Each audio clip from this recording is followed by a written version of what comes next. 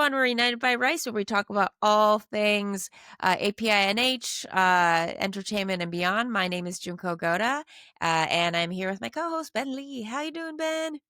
Good, Jinko. How are you? It is Monday, August 11th when we are recording this. Yeah. So I know the episode will probably come out a few days from now because we've got a couple others queued up. But our guest later on in the episode is Helen Huang, who is, I believe, our first costume designer that we've had So, on the show. yeah. Yeah, and she's going to talk about her Emmy-nominated work for the television show The Penguin, which is on HBO Max, and a show that we both loved, Yeah. which could be really our first topic, Yeah, right? yeah, DC, Yeah, that whole it's world. been a little bit of a while since the show aired. I don't think we've ever talked about it. Was it a show Yeah. you liked? Yeah, it's a show I like, and there is only one season out, right? One season, Right, yeah. okay, I think it's just because of when it came out, it feels like there's 2 seasons. But yeah, I watched it when it first came out. I do like the wait, oh yeah, what era are we in now? What Batman era? What whatever director or Yeah, style? let's give a little bit of a log line, I suppose, right? So Matt Reeves' Batman, the movie's called The Batman, I believe, which came out a few years ago with Robert Pattinson, right? So Oh it's yeah, the that one, Robert okay. Pattinson Batman. So we're in that universe, and people didn't all recognize him, but Colin Farrell plays Oz Cobb. I don't think he's ever referred to as Penguin in the movie. Actually, I'm not even sure he's referred to Penguin in the show. In fact, I'm pretty certain he's not. But we all know he's Yeah, the Penguin because yeah, he's got the limp, right, right. and his name in the comics is Oswald Cobblepot. So they made some minor changes, I think, for realism Okay. reasons, right? But Oh, he's that's clearly true. Penguin. Yeah, yeah, yeah, Um, yeah. I was wondering about the name update, I guess you yeah, should say. yeah. And then so Pattinson's Batman, he's probably they don't ever really say, but I think he's, maybe year one, year two Batman. So he's like a Mm, younger Batman than the mm, than the Christian Bale Batman. right. And we're all waiting for Batman 2. I don't think it has started filming. I think fans have been anxious, Yeah, when's yeah, this yeah. coming? When's this coming? Because James Gunn has also separately rebooted the DCU, right? So how Uh, does this all fit in? But yeah, yeah. I mean, I like the they Batman like world and stuff, but not to the extent of catching up with like what quote unquote era slash Mhm. director we're under. Yeah. So yeah, I have to say my first entry into the Matt Reeves Batman was my way back from Japan in 2022, and because it's the perfect uh airplane airplane movie to sleep to. Because there's so much bass, and I had noise canceling Okay. headphones Yeah. and stuff, so it has that great like bass I see. rumbling bass the entire So, time, and so there's the not airplane. yeah, so not just because it was boring, but it's like a white noise No, it's machine. not, it wasn't boring, but for like the context of an airplane and watching Batman on a small screen, Yeah. you're Yeah. gonna have to watch it minimally at home.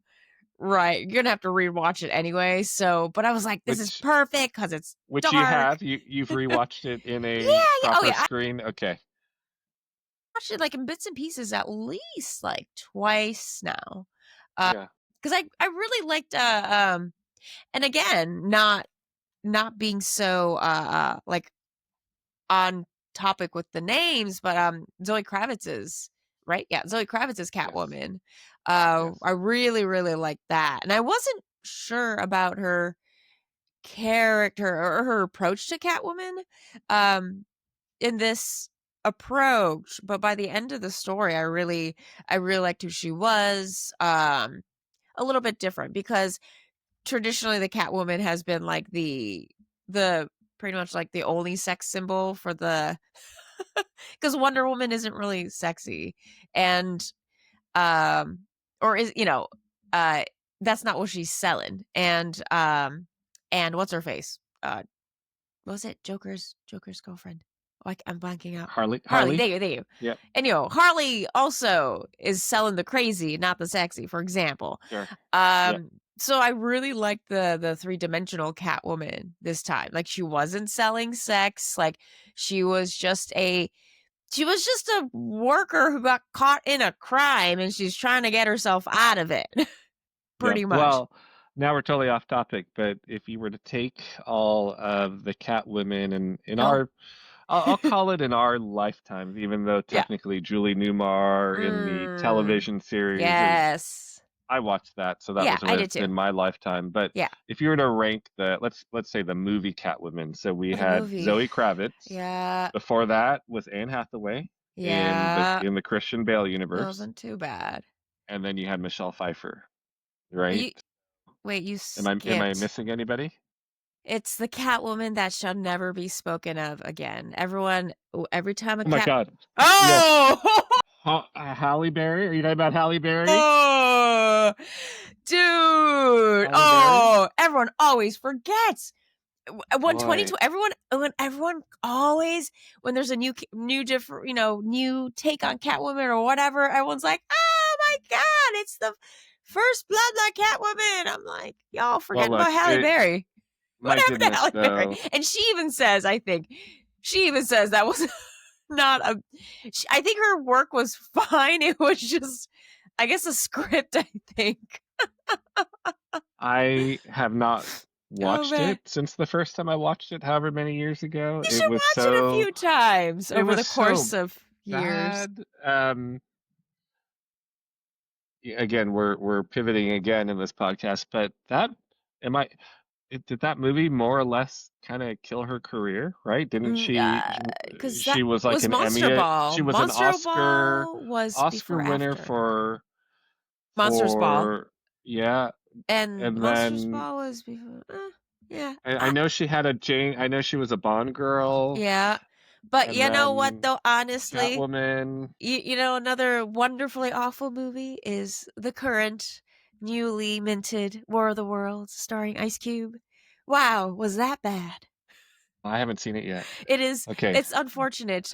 you skipped forward. You skipped forward. Okay, well, let's get back to I'm that. Let's just go back to saying. Catwoman. I need your Okay, yeah, Catwoman that's rankings. the thing. So That's the thing with Halle Berry's Catwoman. Its position will change throughout the years. no, it It won't. will. Like Oh no, John, just go no, it watch won't. Come on, it's it. not even No, no, close. no, no, It's no. not Okay, even okay. close. Watch Ice Cube's War of the World, and then follow it up with Catwoman and see what And happens. I'm gonna see it as an Oscar contender all of a sudden. Oh my god. Oh my God. Oh my I gosh. don't Okay. think it's changing. Okay, my Catwoman. Yes, Michelle Pfeiffer is still iconic. pretty iconic. And that's where like you were talking about, the sex symbol, Yeah, right? And yeah, yeah, yeah. that was like How the about in the comics? Like, I campy didn't. 80s, 90s when you could Yeah, be sexy, right? yeah, Yep. and I didn't grow up with the comics. I never really was drawn to the American style of comic books. Mhm. Now, in the comic books, was Catwoman like, story wise, like, was always the flirt, but was she that sexualized in the movies compared to the comics?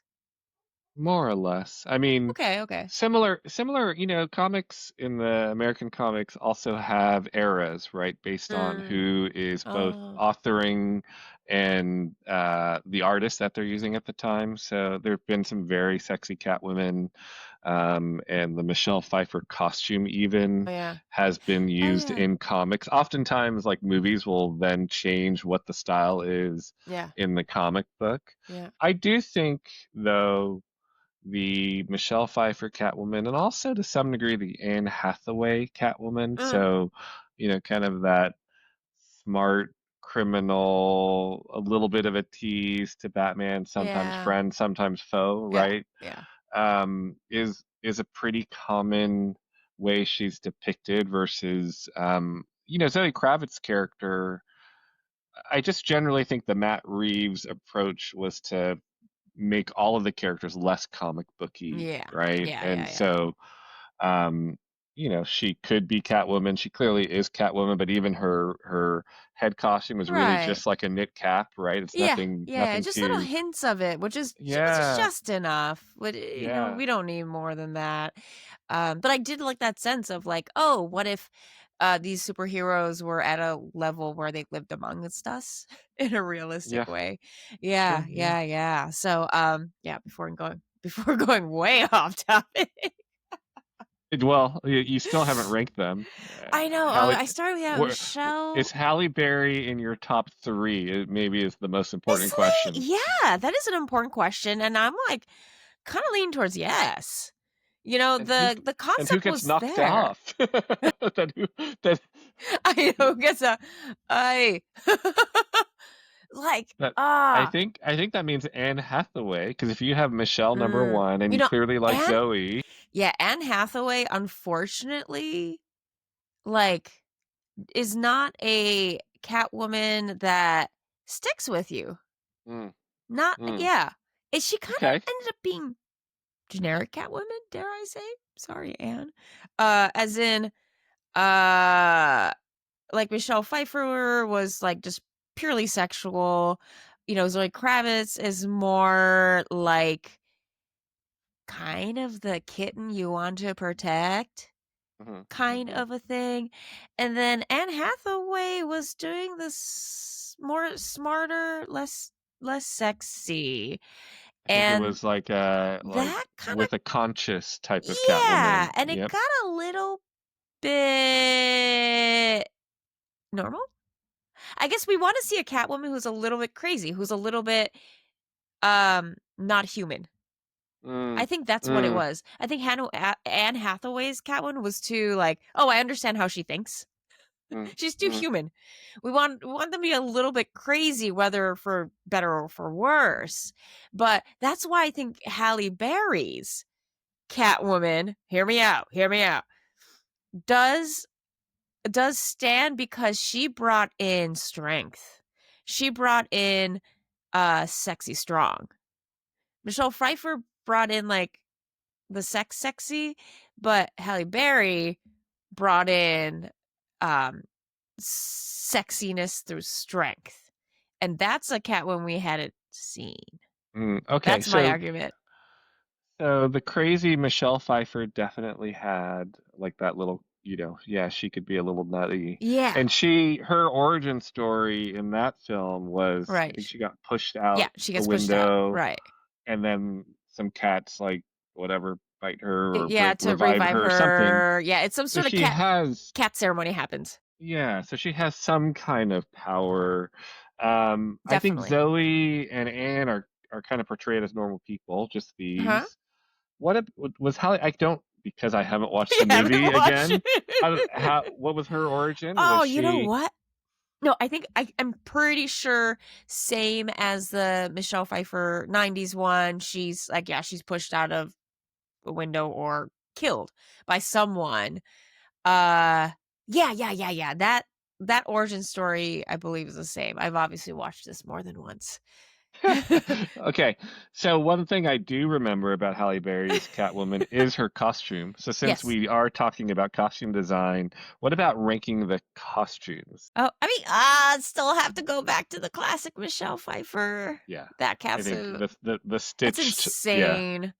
and it's iconic. And Yeah. and I don't even think it's worth talking about this as a ranking, but that one is incredible. And I've seen it at the Warner Yeah, Brothers yeah. Oh, yeah, at the studio tour. tour. Yeah. Yeah, yeah, Yeah, so it's pretty just cool. yeah, such an insane, like, iconic, because man, when that costume came out, everyone was wearing it for Halloween, first of all. Hmm Yeah, so iconic. And now sometimes you'll see some viral videos, behind the scene footage taken by the crew, and her whole whip scene in the department store. Mm, There's been some footage like floating around the internet, but it was her one and only take. hmm And it was a hmm perfect take with her that whip work. And I was like, you won't see that now these days. Like an hmm actor who will actually an actor but also production who will say, um, time is money. So they'll be like, okay, in order to shoot this scene with less time, we're going to do XYZ versus back then. It's like, this is the only way we can shoot it. So we're going to do it. Mm-hmm. Yeah. Yeah. So like that kind of filmmaking and I guess craftsmanship to some extent. Yeah. Yeah. Yeah. Well, So, in defense of Anne Hathaway, yes. how much do you think? Because I think that Dark Knight, because that was Dark Knight Rises that she's in with Bane. Yes. How much do you think her performance is hurt by the fact that that movie was the least, and at least it's my opinion, was the least watchable of the three Yeah. Oh, Nolan let's see. movies, Let's right? see. Because I think Bane, she's not her character. She's not the main villain. Right. Um, it's just kind of a convoluted story, right? Yeah. Yeah. I think. Yeah. I think it did not serve the Catwoman in that script a whole lot because was she even? She wasn't even actively against Bane. No. She. She, in the film, she, I think, helped him, like at some point sold, Yeah. I think she sold Batman out to get her Or release they. from Bane in some form. Like Oh, Bane okay. had Okay. something over her. Okay. Okay. Yeah, something like Yeah. that. Yeah. So I think there's just maybe too much stuff going on with the Anne Hathaway Catwoman. It's just maybe it Maybe. was one of those like, hey, keep it simple, stupid Yeah. kind of Yeah. thing. That ended up muddling things down. Yeah. Maybe.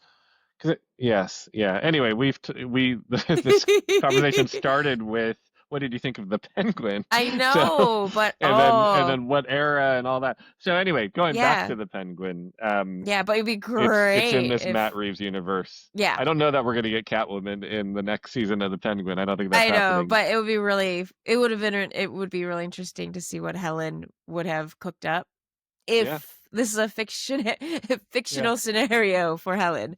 But yeah. yeah, it was a really interesting conversation talking with her approach to the story, but also it just and I got a sense of like when you click during that interview, you really click, you Mm-hmm. know? Mm-hmm. Mm-hmm. So it sounded like the choice to bring her on was a simple one, but Yeah. Well, so the Penguin, I can't remember.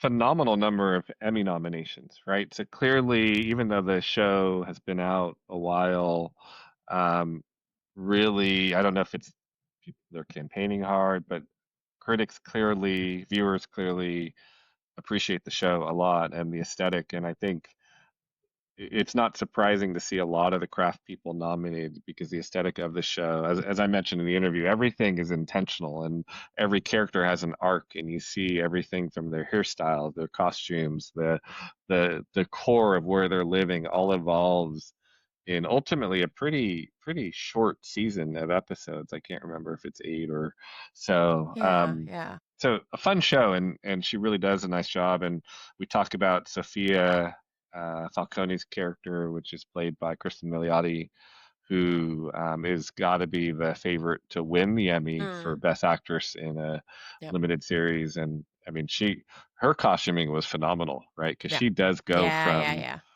yeah. the I don't know, I guess the daughter of a crime boss to basically the crime boss, but also dealing with a lot of trauma and some time in Because Arkham, right? So I there's a lot guess, going yeah, on. would you say she has the most growth, or do you think Oswald has he maybe actually Yeah, maybe both of them. It's both of their kind of immersions. I don't. Well, that's an interesting question. Like, I think growth isn't the word I would use to describe Their Oz's journey. journey, right? Like, I Yeah. think his character evolves. He's always how do you describe him? He's a mama's boy. He wants to be the big guy, the big mob boss, and puts together lots of sometimes unclever schemes, but somehow gets, he's ruthless enough to kind of come out near the top by the end of the season. And but I don't know that he grew, because you see in the flashbacks to his childhood, he was always ruthless, right? Yeah. Yeah. Whereas Sophia, she definitely grows, Yeah. right? I Now, I don't feel know. yeah, I mean, I feel that you at the in that first episode with Oz, though, I think he even states that, like, what was it like? Oh, I never aspired to, it's in an almost like as if he were at the end of the series and looking back, but he was I had the impression in episode 1 that he's like, "Oh, I never aspired to be big," or even if I aspired to do it, to become big, like, I didn't know Mm, I had no clue how to get there. yeah, Um, yeah, I think he was lacking in the kinda like confidence, yeah, right? that part, that's what it Yeah. is. Yeah, yeah, and So yeah, yeah, and I love how all that is reflected in the costumes, and with the choice in style as well as color too. yep, 'Cause that's yep, a yeah, and for a show, especially specifically in this Matt Reeves Batman universe, um, I well, the one thing that really stands out is, like, the choices in colors. And this is, what why I asked Helen, 'cause, you were working with 15 shades of brown and gray. yeah, So how do you yes, how do you yes. navigate that, and things like that. So, yeah, it was a really enlightening conversation, but Well, she just had a lot of fun too. yeah, it gets. I think it's the coloring is really subtle too, because I do think by the end, Oz's suit. I think he is Mm, wearing a purple suit, for instance, but you just can't even tell yeah. because it's so dark, Yeah, yeah, right? yeah, And yeah, it's yeah. not meant to be like comic booky, cartoony, Right. purple by any Yeah. means. Yeah, But yeah. yeah, no, it's a good show. So it made me think, because we were having her on, now switching over to just a broader universe of DC. Um, Marvel has done, a good job as of late of introducing Asian superheroes, Asian Mm, characters. Obviously, right. Shang-Chi. Yeah. And even though Eternals didn't really stick, there Mm, were a couple Asian characters like Gemma Chan's character, right. for instance. And Benedict Wong has been a Yeah. character throughout Yep. a lot of the MCU, Yeah. popping up in a But he's lot of also like movies. the sidekick to Yeah, Benedict yeah, Cumberbatch. So yeah. But, technically in the later Spider-Man movie, for instance, he mm. is the main wizard guy. I forget what they call him, right? Yeah, whatever He they has call him. technically the boss. Ah, okay. That's always been great. Yeah. Yeah, but I was trying to think about the DC universe, and it is Mm. very Yeah. thin, Yeah, right? yeah, yeah. And so it'll be interesting to see under James Gunn how that evolves. In fact, I was actually Yeah. thinking the only Asian actress or actor that I remember in a DC movie, and this, again, DC movie, okay. I'm talking about, maybe the last 20 years, And you are not counting X-Men. no, because that's Marvel, or Shoot. whatever's in I between, keep thinking Sony slash Oh, Marvel, okay. right? Oh, I keep thinking Yeah, that so they're on the so DC. DC That's right. Oh, is, that's right. They're on the uh, Marvel side. Anyway. I should assume a lot of people aren't as nerdy as me. So DC is like the Superman, Wonder Woman, Batman. Batman, Right. Aquaman kind of Yeah. universe, right? The Flash, Green The fly. Lantern. Right. Some of the CW shows were considered part of Mm. the DC universe, but Right. Like the League of Legends and stuff like that. yeah. So I actually think the only Asian actor that I recall, Asian character that I recall, was in Suicide Squad, Uh-huh. the first one, which was Yeah. the less good one, not the James Gunn one. Uh. Um, Karen Fukuhara, who Yeah. is in The Boys, Right. plays Katana Oh, yeah, that's in right. a small role and Right. doesn't talk. Does a dog. And But Katana doesn't talk, period. I I that's don't probably think right. yeah, yeah. Yeah. By Although the way, I'm I trying to get Karen on the show because yeah. she doesn't talk on The Boys either, so I I know, would love to hear I'd her voice. be interesting, because she pretty much took on 2 roles pretty much in succession where they do Yeah, not talk, and I was like, yeah. "What was your team's decision behind that?" On the flip side, she was in, I think, The Boy and the Heron, Oh, and for voiceover? Yeah, and one of the Star Oh. Wars animated shows. Oh, So okay. she's either doing voice work or not Yeah. talking. Yeah. So it's interesting. Yeah, Interesting it's very choices, right? interesting. So So, yeah. we'll have to have her on. Yeah. Anyway, we're back to when are they going to bring a Asian superhero? And I'm not Right. sure there's one in the comics that I'd be very excited about. So I started, no, no. So I started thinking, and obviously anybody who knows differently or is more into it, Yeah. you can email us because I don't think there's like a big character, right? Like even a Shang-Chi level character in the DC world. So then Right. I started thinking, well, maybe who could they turn Asian, whether that's considered Ah. a faux pas or not. Like, All right. what is there a DC, even like a Batman villain that I might like to see as an Mm. Asian character? And I thought of one, but Right. I'm interested to think or to ask if you might like to see an Asian character. Honestly, yeah. Honestly, I think any villain role these days is pretty easier. Because with Silver Surfer for the recent Fantastic Four, which I haven't seen, which I heard is good. Mm. Hmm. Silver Surfer, I think people were like, "Oh my God, she's female," and people are freaking out. But I'm like, "Yeah, but she's still evil. You don't need to change that. As long as they serve the evil purpose, we really don't care what form they Yeah, take on." she kicked ass though. I saw the movie, Nice. and Okay. Julia Garner Yeah. plays the Silver Surfer, and Yeah. she was probably my favorite part of the film. Right. I mean, I that's the didn't think, thing. Villains are always yeah, fun. yeah, yeah. Well, but if they're bad, then the movie's usually bad, right? Yeah. Yeah. Um, For sure. For sure. So yeah. I'm just saying, like, if it's a villain, it's not to, it's like your role is to be a villain, to be the bad guy. So it's pretty interchangeable, I think. Well, you've watched some bad Batman movies because you talked about the Halle Berry Catwoman. So if you go back to the Joel Schumacher Batman era, What right? the So heck that's in is that? between. Ooh, That's which one? that's well, Look those it are up. all the films in between the Tim Burton ones and the Christopher Nolan ones. So Okay. that's the Val Oh. Kilmer, the George Oh, Clooney, yes, yes, yes, those yes. movies, right? Well, there's one villain that I would love to see redone, Huh. and that's Poison Ivy. And I was thinking Poison Ivy could very easily be an Asian woman, I think. Yeah. I Oh, don't know why I totally. think that, but Totally. I mean, again, like the motifs that need to be followed and stuff like that. Like, you just need to be evil and know a lot about plants. Those are the only two yeah, things you really need. So, yeah, and actually, what if it was a male poison ivy? Who said poison ivy is inherently female? that's true. Why not have a male Poison Ivy? I mean, Yeah, I do not associate poison ivy as female in general.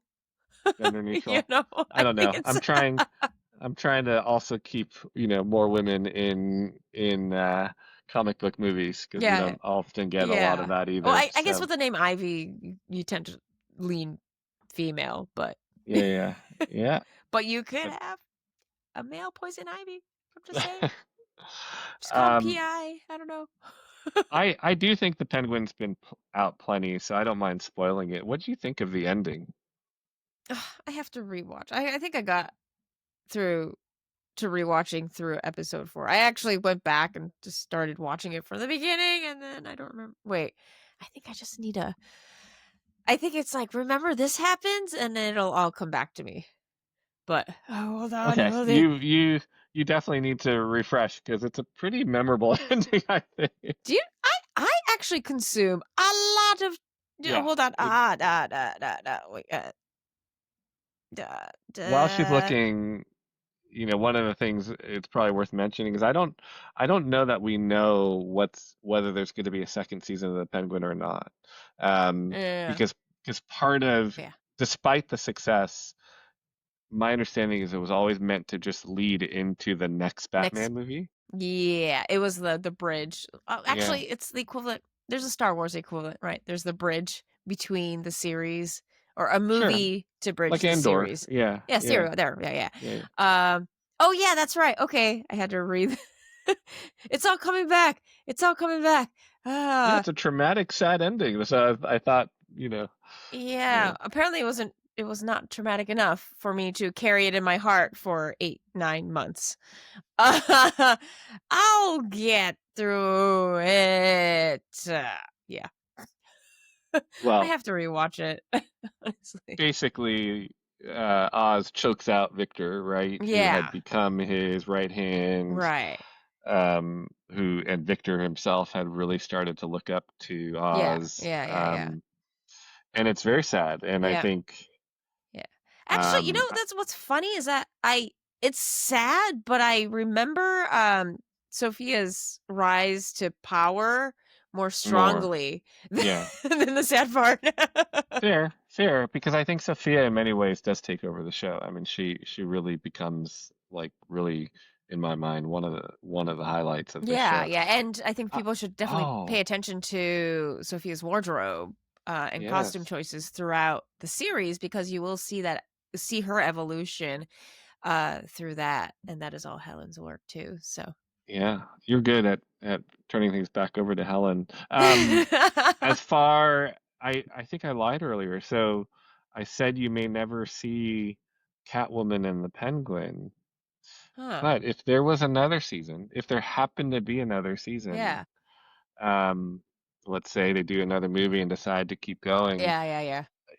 you remember Sophia Falcone, she's back in Arkham at the end, Mhm, and mhm. she gets a letter from From Selena Zoe Kravitz. yeah, from yeah, Yeah, yeah, yeah, yeah, from Selena yeah, Kyle. because they are Uh stepsisters, right? oh, yeah, So, yeah, yeah, yeah. Sorry, yeah, blah, blah, blah, Eve's discover setting the stage for Batman.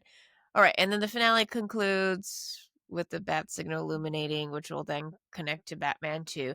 Wait, when is Batman 2 supposed to be out? yeah, I don't think there's a firm date. It keeps Okay, getting pushed back. because they Like, already and finished filming it?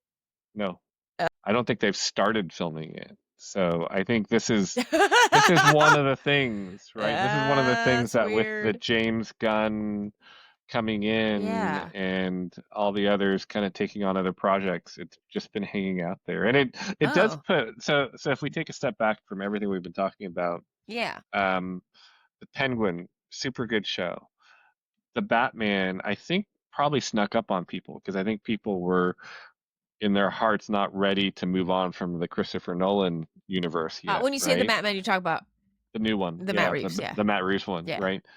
And yet, we're sitting here, and I think we can comfortably say, and a lot of people would agree that the Batman was a really good film. The Penguin is a great show, and we want to see more of this universe. But I don't think there's a date yet for Batman 2, so we'll just have to stay tuned. Ooh.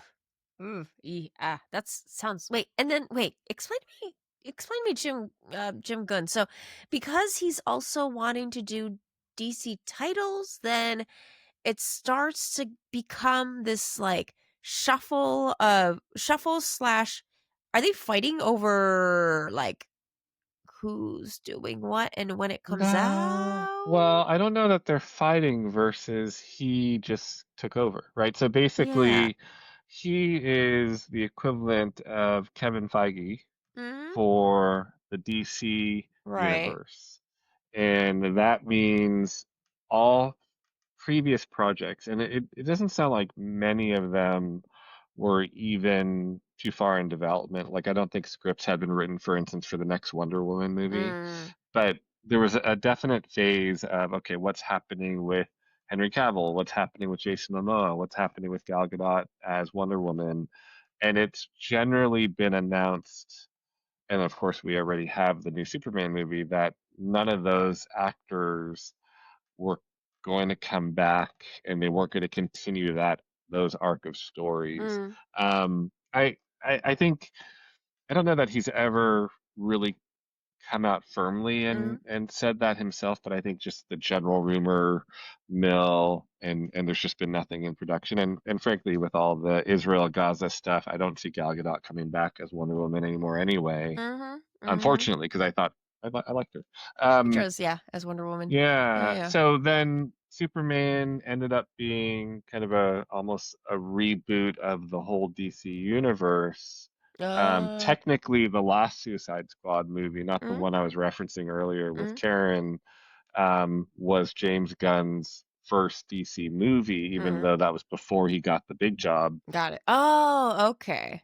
And then if you Okay. saw Superman, clearly they're, I think, more than hinting. I think it's also been announced that Supergirl is a movie Right. that's going to be coming. Uh, But that's kind of all we know. It's always been said that Matt Reeves' Batman universe will still live separately, mm, but not for weird legal licensing reasons, right, right, the right, right. way like Spider-Man and the Marvel and X-Men stuff Mhm. all is complicated. It's just, I think, very deliberately because people like the Batman Mm, universe that Matt Reeves yeah. has built. Yeah, so it just, like, worries me sometimes that there's momentum, like, yes, we do live in a streaming world now, so, like, we are talking with Ronnie Chang, like, once it's out in the streaming world, it kinda lives there, more or less, um, so I kinda worry about, like, that momentum, right? Because 'Cause you're like, "Oh, this is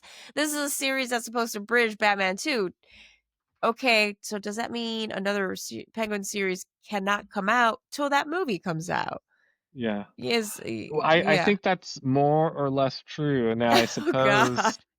I suppose if the next Batman movie had like a serious delay or just got canceled, Yeah. then maybe that could be the case.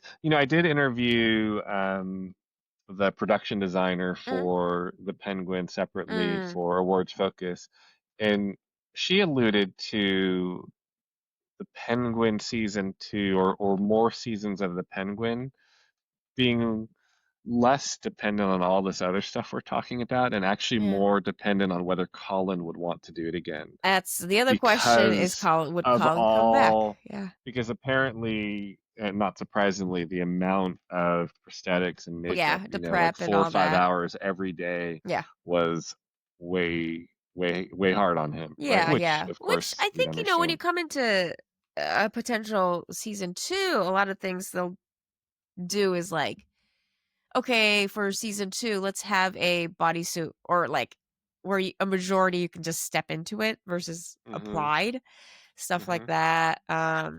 That might coax in. But I actually was wondering, well, and the other thing is timing, right? If we're waiting for a movie to come out that has not been shot yet, season 2 might not even start shooting for like 3 Yeah. years. Yeah. And this, yeah, I know. This is the challenge, Right? with Yeah. a lot of streaming shows like Stranger Things, right? Like I feel like the kids are like 35 now, and Yeah, yeah. it's like 5 years between every season. So, Yeah, um, yeah. I didn't even watch this last and final season. Yeah, it kind of felt a rehashing well, of you haven't watched the things. final season because it hasn't come out yet. Oh, it had wait, So, I thought part oh, no, no, it's part 2 of the final season that we're waiting for? Is that I right? think no, I think it's just the final season, and maybe technically the last one they Uh, can call part one. I'm not sure. Our next guest or upcoming guest, Jackie, will mm. know. Jackie Dallas, because Ah, she okay. was a part of the Stranger Things universe. Well, other TV kind of news, just because we are of the week of August 11th. Later on this week, a show called Butterfly is coming out on Oh, yes. Amazon Prime, which I know I made a mention of when I did my Comic-Con trip, but I have since seen the whole series through my Amazon Screener account. Thank you, Amazon. And I loved it. I really love the show. It's like most of Amazon shows that involve IP from books or comics like Reacher or Jack Ryan or even the one with Aldous Hodge. What was that one called? Oh, I'm blanking. oh, thinking. Um, anyway, Yeah. it was fun, and it was Yeah. fun, of Oh, course, because actually, it and was. let me back up a little bit, for anyone the log line, it's like, it follows David Young, a former US intelligence operative. When the consequences of a decision from his past come back to haunt him, he finds himself pursued by Rebecca, a sociopathic agent assigned to kill him. Fun. That that is right. There's more. There's definitely more. He has a daughter and finds his Mm, daughter, and his daughter is a very cool character played by Rena Hardesty. mm, And in many ways, I think they're the co-stars of the show. But at least this first season is largely based in Korea, so you also Mm, have some very familiar Korean actors in the show. Um, I think at Comic-Con, Daniel Day Kim spoke about that. He spoke about how cool it was to be able to cast some of his favorite Korean mm. actors. Anyway, it's a lot of fun. We'll dive into it, I think, much deeper Yep. in the future. After it comes out, so it's all 6 episodes come out on Friday, so folks know what you're doing for the weekend. It's bingeable. I could tell you, like I wanted to. The only thing that kept me from watching it in one night is I do have to sleep Oh, sometimes. I But was I like, could have feed your easily, dogs, yeah, feed your I could have dogs, feed easily your children. just kind of kept going. Well, that too. But usually I'm starting at like 7, 8 p.m. Yeah. and yeah, but it's a very fun show. What Cool. else do you have coming up this week? Monday. So actually next, currently just local news in LA. Little Tokyo, we are having our Nisei Week celebrations. It just started on Saturday night with the coronation of the 2025 court, where you have like queens and princesses and Is that stuff. like the equivalent of like a Miss Chinatown type of thing? Yeah, yeah. Yeah. And structurally, all these, I don't know the age ranges that you have to be qualified for, but Mm. all these women are, they all represent different communities throughout Southern California, and so it could be anywhere from like a company or a community organization, and those folks would then sponsor these women to represent the company and the area at this contest, and they go through the usual like questions, and it's very volunteer uh, centered. And so if you're part of the court, you do get to go to Japan on a friendship visit, but you have a lot of obligations throughout the year to represent kind of like a Japanese America at large and your local community. So that's how that works. And for the last, oh gosh, I think we are 13 years. I guess over the last 13 years, I've been emceeing the um, uh, closing Odori dance, which is held on First Street, and it's all shut down, and the public is welcome to come watch and participate. It's a lot of fun. It starts from 4 p.m. in Little Tokyo. We go till, let's see, just after sundown, so about 8:30 or so. We go pretty late. Wait, So sorry, which days? oh, it's on the 17th this year is the closing. Okay, So right I now, see. and so next weekend in Little Tokyo, there's a lot of like taiko performances and all that stuff surrounding Nisei Week celebrations and stuff. So if you're in LA, like come stop by Little Tokyo on Sunday. You'll hear me after 4 p.m. That's my voice.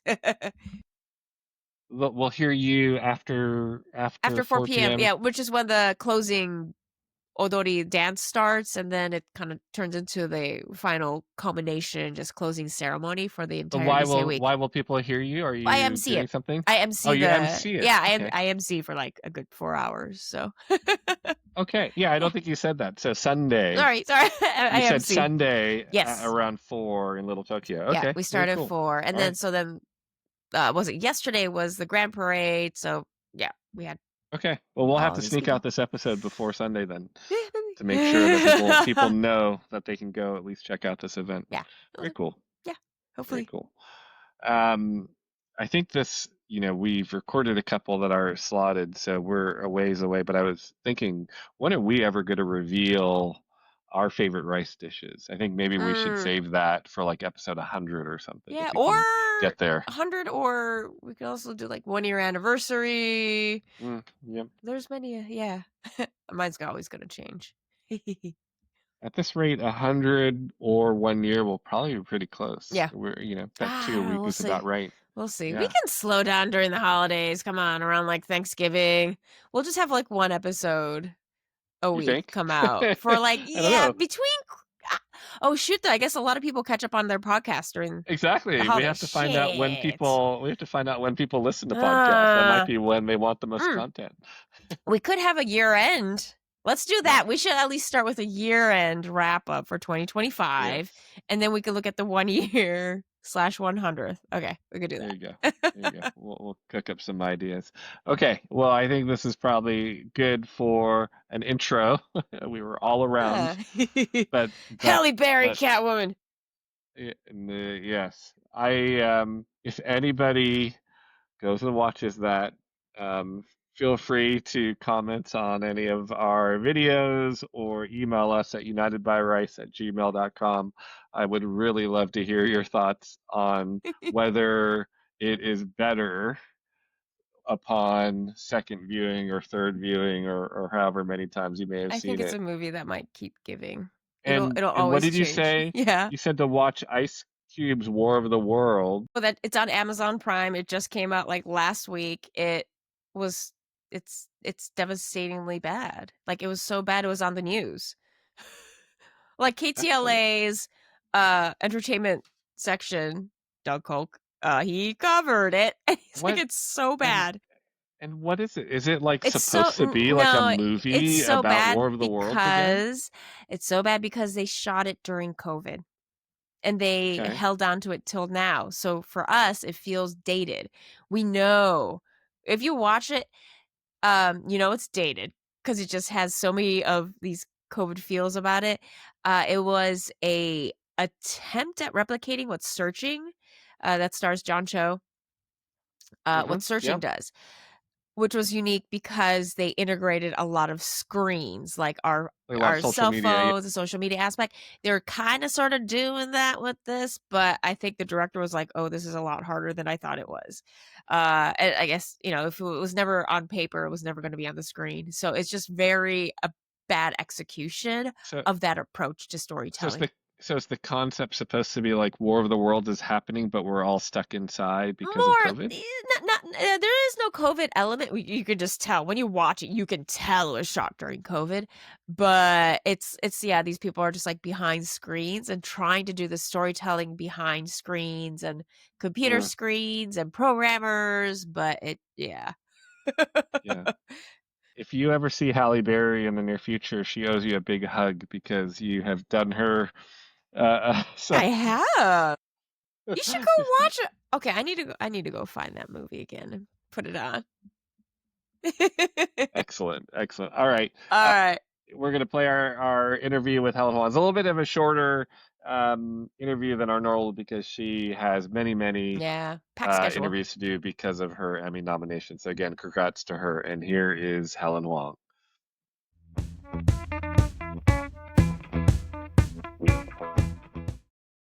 Hi, we're back with Helen Huang, who is our guest today. She is the newly Emmy nominated costume designer for the wonderful television show, The Penguin. Helen, welcome to United by Rice. Hi, how's everyone doing? We, Good. yeah, we're doing good. So very excited to talk to you. The Penguin's been out a while, but absolutely love the show. I'm a big Right. Batman fan. I mean, you can't tell, but this is actually a Oh, Batman light right above me. yeah. But I really my first question for you, and we'll kind of take turns asking you questions, is how did you become involved with the show The Penguin? Well, I was finishing up Beef and I saw that Penguin was on a list of things my agents were pitching, and I'm a big Batman fan. Like literally every iteration, if it's out there, I'll see it, like that type of thing. So I was very excited and I was like, please push to get me this interview. I didn't know if I would get it or not because obviously it's a big IP, and at that time I wasn't sure if I was even going to get to talk to anybody. But they did get me an interview. Turns out Lauren, the showrunner, had watched Station 11, one of my older shows, and she really liked the costumes, so she thought that we might be a match. When I read her script, I was like, "Oh, this is such a interesting take on it." And of course, I love the Matt Reeves Batman, and so yeah, we just got along on the interview, and I was very happy when they told me that I got it. It's not every day you get to be um a part of something that's like with you throughout your childhood. Mm. Sure. And when you were going through that process of applying, I don't know if you call it applying, but applying for the role, Yes. um, eh, you had been familiar with the Matt Reeves Penguin or Yes. Matt Reeves movie, so you Yeah. knew of Colin Farrell, you knew of that character, but how much did you already know about the rest of the characters? Because ultimately, obviously, someone like Sophia Falcone ends up being obviously a fun character to do the Yeah. costuming for.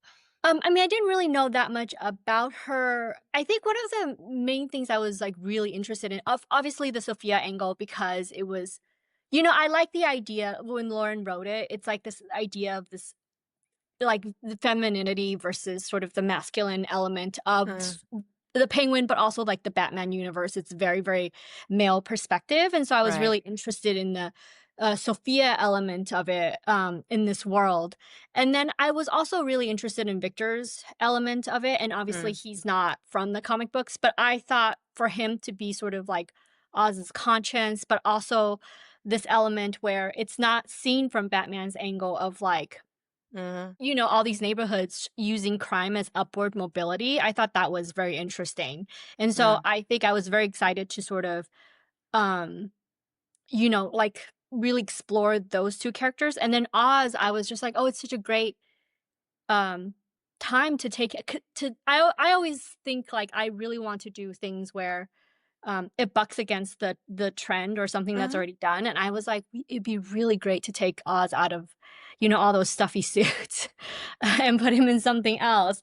And so I don't know, I was extremely excited because I was like, "There's all these dimensions," and because their approach is sort of like a 1970s mm, gangster kind of perspective, that it lets you do a lot more than if you were doing something more traditional and has more fan service to it, you know? yeah, yeah, yeah, that's a good point. Sure. Yeah. Now the way you and Lauren worked together to evolve maybe from the Matt Reeves Mhm. kind of Gotham look and Yeah. Batman look, what were some of the different I guess what was your overarching vision for this series and the So palette that you chose? so a lot of the references from Matt and Lauren were like, Clue, the 1970s movie, Mm, also, Cool. French Connection, they mhm, talked about a lot.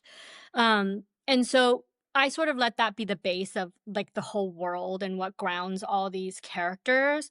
I also thought because it's a continuation from Matt's universe, that a lot of it, even though it's contemporary, it's like very emotional. And so we were trying to go for this like timeless, mm, emotional kind of element to it. That's why with Oz, I think we built him clothes like he was wearing 1970s style suits and lapels to 1940s, like navy inspired jackets mm, and 1950s workwear, like all these things we just kind of built so it doesn't look like it belongs in any time period, but it really sort of parallels the narratives that it was going, through. Like Victor was very 90s, Sophia was you know, a wide range of vintage references. And so we really tried to build this universe where it was very much about the story and the narrative and the mood and the feeling rather than, oh, this is what people wear in 2024,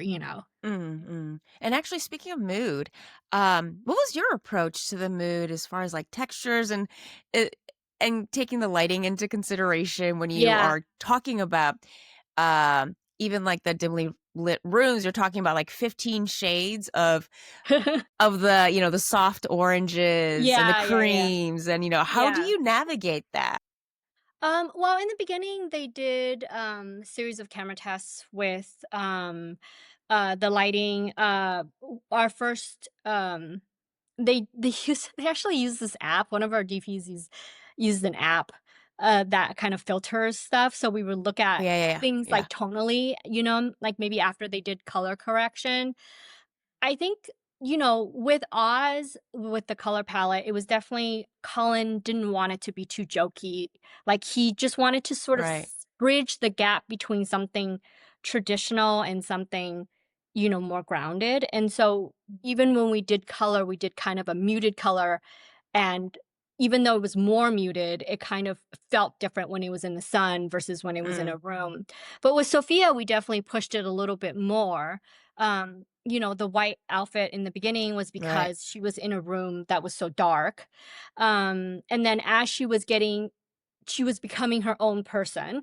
We tried to make her silhouette bigger and the textures more like wild, and Mm. just to, because Kristen isn't a very big person, just to fill up more room to give her more presence. Yeah. And then Yeah. obviously the outfit at the end, it was really like the tone was very operatic. I mean, like, nothing like that would happen in real life, I Right, hope. right. Yeah, So yeah, it yeah. was like it was this build up to this very operatic moment, and so we decided on all red and then the Mm, feathers and everything. So mhm. yeah, it was Nice. very much talking to the actors, not stepping outside of Matt's vision, and sort of hitting those notes with Lauren of what she wrote. So it Mm, was all three of those combinations. nice. Mhm.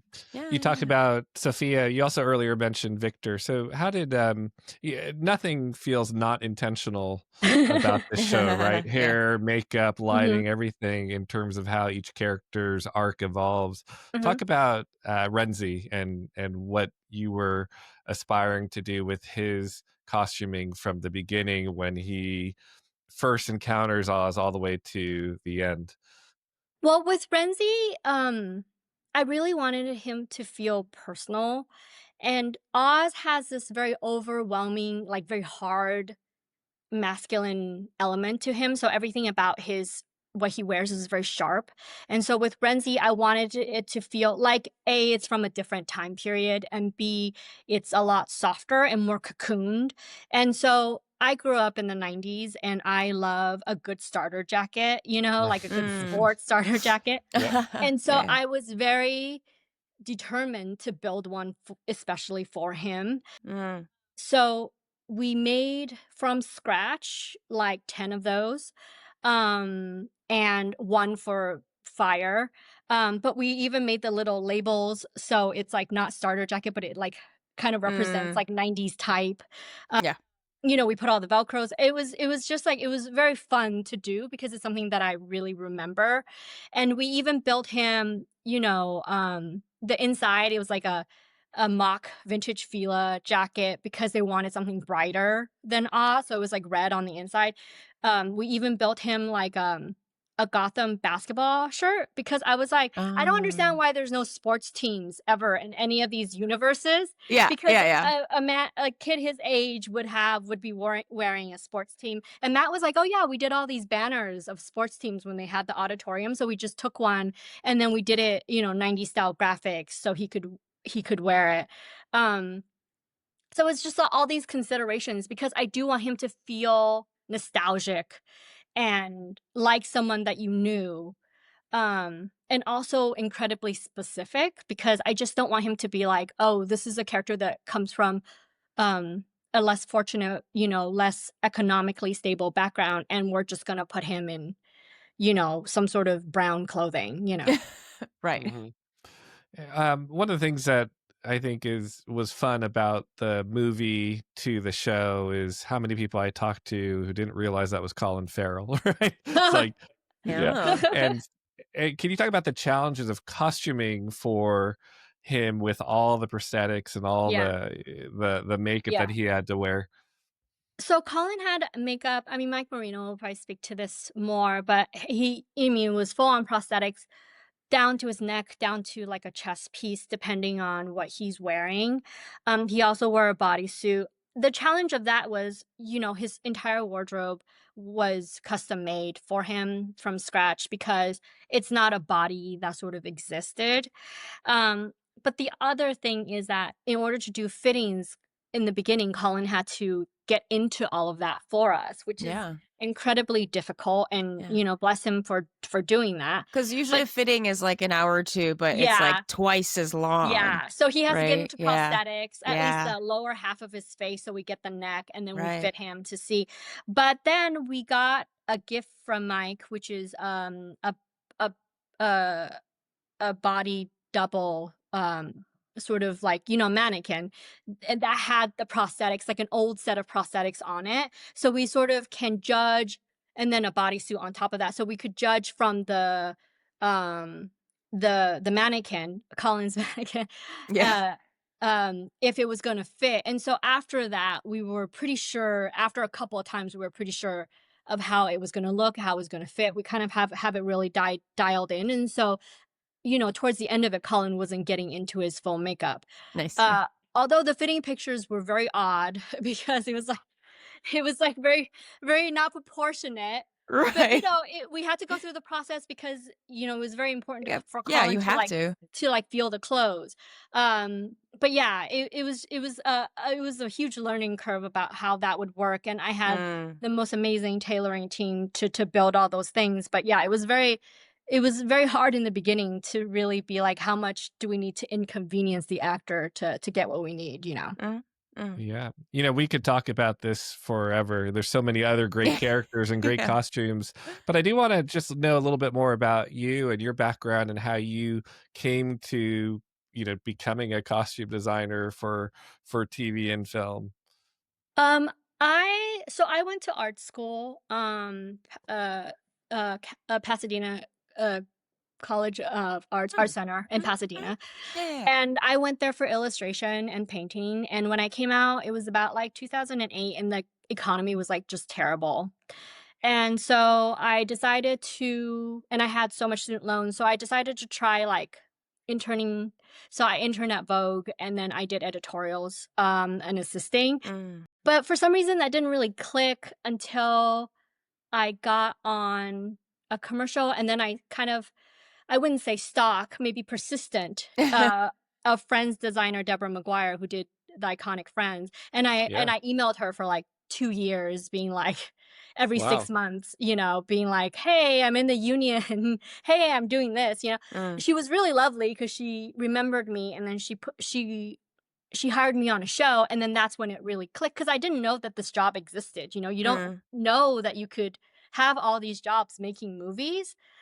And I think it kind of marries what I really love, because when I was really little, I really loved Indiana Jones. Like, I really loved the idea of being an archaeologist. Yeah. And so I really like the cultural study element of it, like understanding culture, understanding people, Hmm. and then manifesting that through clothes. And so, yeah, it was, I would say I hit the career that I love on a kind of luck Mm. basis. It's like I it's so weird that I think I got so lucky in terms of finding something that I really, really, like, every day think it's like the most amazing thing. And Absolutely. your Asian parents happy now that you're an Emmy-nominated costume designer? Well, my parents like awards. Um, they don't For the longest time, they don't know what I did. My Mhm. dad thought I was a seamstress and a tailor, because he was like, "Do you sit there and you make the clothes?" And I was like, Mm. "No, not really." They kind of outline know what I do, uh, but they're like, "Oh, are you getting an award? Is it a hard award to get?" And you're like, There we go. Yep. and I was like, "Yes." But yeah, I guess my parents are very proud. But if I had told them that this is the job I wanted to do, I think they would have been really Flipped out, yeah. unhappy.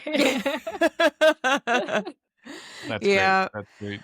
Oh, wow. Yeah, well, I guess we're kinda winding down. I guess we always have this traditional closeout question that Okay. we ask all of our guests. So because we're called United by Rice, I was wondering, what is your favorite rice dish?